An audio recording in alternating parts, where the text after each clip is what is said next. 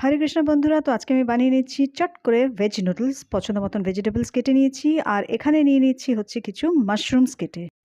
এবার জলের মধ্যে নুন আর সাদা তেল দিয়ে জলটাকে ফুটিয়ে নিয়েছি। এবার ইউজ করছি আমি বিটো লিটল মিলেট নুডলস।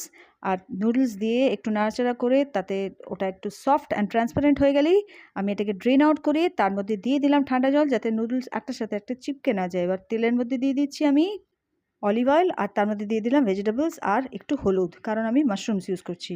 এরপরে একটু নাড়াচাড়া করেই আমি দিয়ে দেবো ওর মধ্যে মাশরুমসগুলো যেগুলো কাটা ছিল, আর তারপরে একটু আদা গ্রেট করে দেবো, কারণ আমি বললাম যে মাশরুমস ইউজ করছি বলে। তো এবার হচ্ছে নাড়াচাড়া করে এটাকে একটু ঢাকা চাপা একটা দিয়ে দেবো, যাতে ভেজিটেবলসগুলো ভালো সেদ্ধ হয়ে যায়। তারপরে নুডলসটা দিয়ে তার মধ্যে নুন স্বাদ মতন দিয়ে তার মধ্যে কিছু হার্বস পছন্দ মতন আর সসেস পছন্দ মতন দিয়ে হয়ে গেল vegetables noodles ready without onion.